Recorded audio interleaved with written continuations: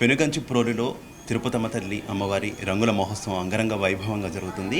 ఇక ఈ మహోత్సవానికి సంబంధించి ఇటు పెనుగంచి ప్రోలు నుంచే కాకుండా రెండు తెలుగు రాష్ట్రాల నుంచి కూడా భక్తులు ఘనంగా అమ్మవారిని దర్శించుకొని అలాగే ఈ రంగుల మహోత్సవంలో పాల్గొనడానికి వస్తున్నారు. ప్రస్తుతం కేటీసీసీ బ్యాంక్ చైర్మన్ మాజీ మంత్రి వర్యులు రఘురామ్ గారు మనతో పాటు ఉన్నారు. సార్తో మాట్లాడే ప్రయత్నం చేద్దాం. నమస్తే సార్. నమస్కారం సార్. ఏంటి ఈ తిరుపతి అమ్మవారి రంగుల మహోత్సవం గురించి చెప్పమంటే ఏం చెప్తారు? మన రాష్ట్రంలో చాలా ప్రసిద్ధి చెందినటువంటి ఇది ఒక పుణ్యక్షేత్రం. గోపయ్య సమేత తిరుపతమ్మ అమ్మవారు పెనుగంచిప్రోలు గ్రామంలో వందల సంవత్సరాలుగా భక్తుల నీరాజనాలు అందుకుంటూ ఉన్నారు.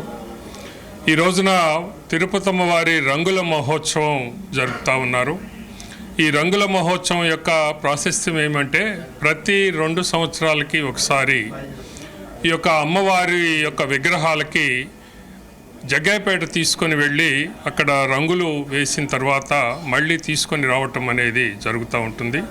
ఇది ఒక ఉత్సవంగా ఇది జరుగుతుంది. ఇది ఒక ఆనవాయితీ. ఎప్పటి నుంచో 100 ఏళ్లుగా ఇది నడుస్తూ ఉన్నటువంటి సాంప్రదాయం ఇది.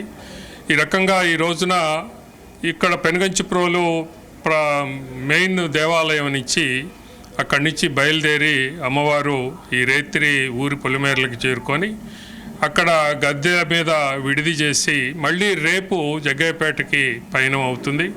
ఈ యొక్క దారి పొడుగునా కూడా పెనుగంచిప్రోలు నుంచి జగ్గయ్యపేట వరకు ఉన్నటువంటి దాదాపు 15 కిలోమీటర్లు పైన ఉన్నటువంటి గ్రామాల్లో పెనుగంచిప్రోలు, అలాగనే మక్కపేట, చిల్లకల్లు దాటి జగ్గయ్యపేట చేరేటప్పటికీ అమ్మవారు ఈ యొక్క ప్రజలందరి యొక్క నీరాజనాలు అందుకుంటూ ముందుకు వెళ్తుంది.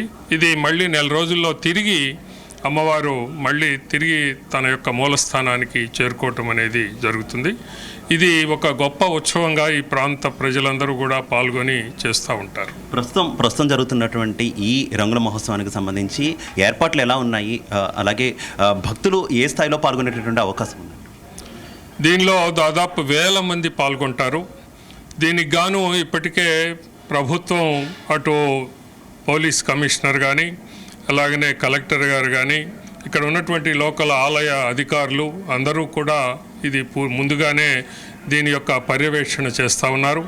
ముందుగా దీనికి కావాల్సినటువంటి ఏమేమి అవసరాలు ఉన్నాయి అనేది సమీక్షించుకోవటం అనేది జరిగింది.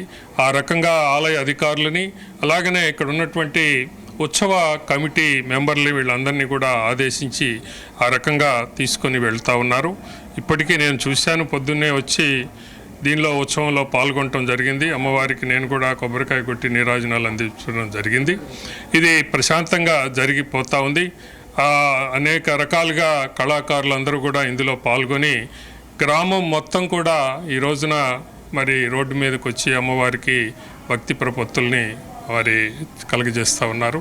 ఇదంతా కూడా చూడటానికి కడు రమణీయంగా ఉంది. ఇందులో ఏ రకమైనటువంటి ఇబ్బంది లేకుండా సాగిపోవాలని మనస్ఫూర్తిగా ఆకాంక్షిస్తాం. చివరగా ఉత్సవాలు చాలా ఘనంగా జరుగుతున్నాయి. ప్రజలు భారీ ఎత్తున పాల్గొంటున్నారు. ముఖ్యంగా తిరుపతమ్మ అమ్మవారి భక్తులకు కావచ్చు, అలాగే గ్రామస్తులు కావచ్చు, పెనుగంచిప్రోలు గ్రామస్తులు కావచ్చు, ఎలాంటి అవాంఛనీయ ఘటనలు జరగకుండా ఏమైనా సూచనలు ఇస్తారు? ఎప్పుడూ కూడా ఇక్కడ ఆనవాయితీగా నడుస్తూ ఉన్నటువంటి కార్యక్రమం ఇది. ఎక్కడా కూడా ఎలాంటి అవాంఛనీయ సంఘటనలు జరగకుండా చూసుకోవాల్సినటువంటి బాధ్యత ప్రజల అందరి మీద ఉన్నది అనటంలో ఎటువంటి అనుమానం లేదు. అది ఆ రకంగా జరిగిపోవాలని ఆకాంక్షిస్తూ ఉన్నా. అదే సందర్భంలో యంత్రాంగం కూడా, పోలీస్ యంత్రాంగం, రెవెన్యూ యంత్రాంగం, ఇతర డిపార్ట్మెంట్లు అన్నీ కూడా ఈ రోజున దానికి సహకరిస్తూ ముందుకు తీసుకుని వెళ్తూ ఉన్నారు. ప్రజలు కూడా అప్రమత్తులై జాగ్రత్త వహించాల్సినటువంటి అవసరం ఉంది. రైట్. థ్యాంక్ యూ రఘురామ్ గారు. అది సార్ చెప్తున్నది. ప్రస్తుతం పెనుగంచిప్రోలులో అయితే అమ్మవారి రంగుల మహోత్సవం అయితే అంగరంగ వైభవంగా జరుగుతుంది. కానీ ప్రతి ఒక్కరూ కూడా సంయమనం పాటించాలి, భక్తులు అటు పోలీస్ శాఖకు సహకరించాలంటూ కూడా రఘురామ్ గారు అయితే చెప్తున్నారు. అన్ని ఏర్పాట్లు విస్తృతంగా చేశారు. అమ్మవార్లు ఈ రోజు అయితే ఊరి పొలిమేర్ల వరకు కూడా వెళ్ళబోతున్నారు. అక్కడి నుంచి జగ్గయ్యపేట వెళ్ళి అక్కడ రంగుల మహోత్సవం అయితే జరగబోతుంది. ఆ తర్వాత మళ్ళీ సరిగ్గా 4 రోజుల తర్వాత అయితే పెనుగంచిప్రోలుకి అయితే రాబోతున్నారు. ఈ ఉత్సవం అయితే ఇక్కడ అంగరంగ వైభవంగా జరుగుతుందని చెప్పుకోవచ్చు. కెమెరామెన్ కృష్ణతో శివ, జీ తెలుగు న్యూస్.